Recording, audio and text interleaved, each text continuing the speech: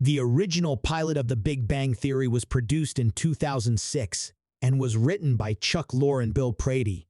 The pilot was directed by James Burrows and starred Johnny Galecki as Leonard, Jim Parsons as Sheldon, Simon Helberg as Howard, Kunal Nayyar as Raj, and Amanda Walsh as Penny.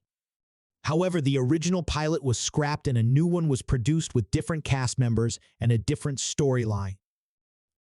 1. The portrayal of Penny. In the original pilot of The Big Bang Theory, the character of Penny was played by Amanda Walsh. Unfortunately, her portrayal of Penny was deemed to be too stereotypical and one-dimensional. The character was written to be a stereotypical dumb blonde who was overly concerned with her appearance and didn't seem to have much depth.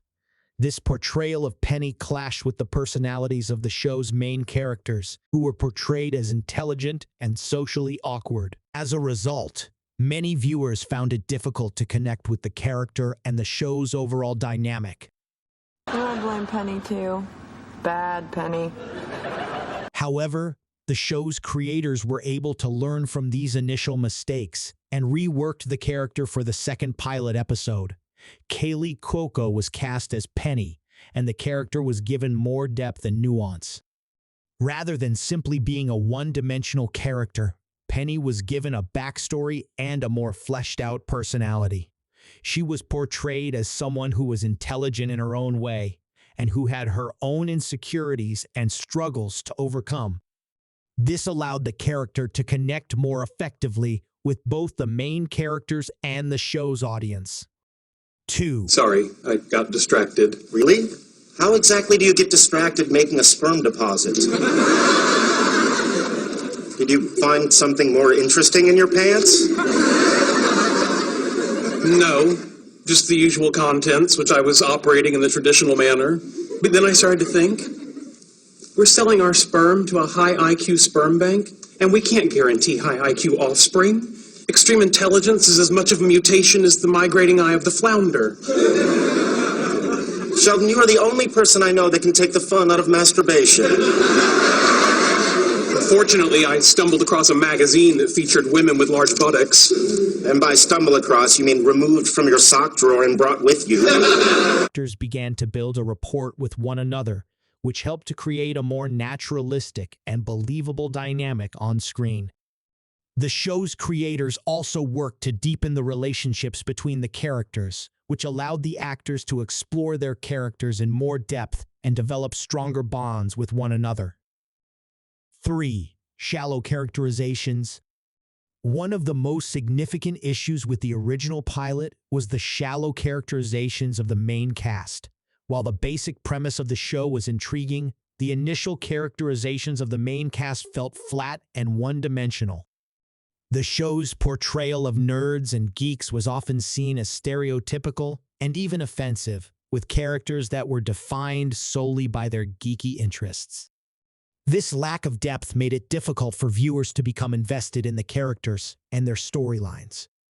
However, as the show progressed, the characters were given more depth and nuance. The writers began to explore the characters' backstories and motivations, which allowed viewers to connect with them on a deeper level. The characters became more than just caricatures of nerdy stereotypes. They were portrayed as complex individuals with their own unique struggles and aspirations. This helped to make the show more relatable to a wider audience and allowed viewers to become more invested in the characters' storylines. 4. Sheldon's portrayal. Another issue with the original pilot was the portrayal of Sheldon, which was seen as too abrasive and unlikable. The infamous "complete his process" line, in which Sheldon demands that Leonard complete a task for him, was a prime example of this. The line was meant to be funny and endearing, but instead came off as entitled and annoying. The character also lacked the depth and vulnerability that later made him so endearing to viewers. However, over time, the writers were able to refine Sheldon's character and make him more relatable. They explored his backstory and motivations, which allowed viewers to understand him on a deeper level. They also gave him more vulnerable moments, and showed that he had a softer side, which made him more sympathetic and likable. Sheldon became less of a caricature and more of a fully realized character, which helped to elevate the show's overall quality. One of the key ways in which Sheldon's character evolved was through his relationship with Amy Farrah Fowler, played by Mayim Bialik. The two characters had a slow-burning romantic storyline that allowed Sheldon to explore his emotions and vulnerabilities in a way that felt true to his character.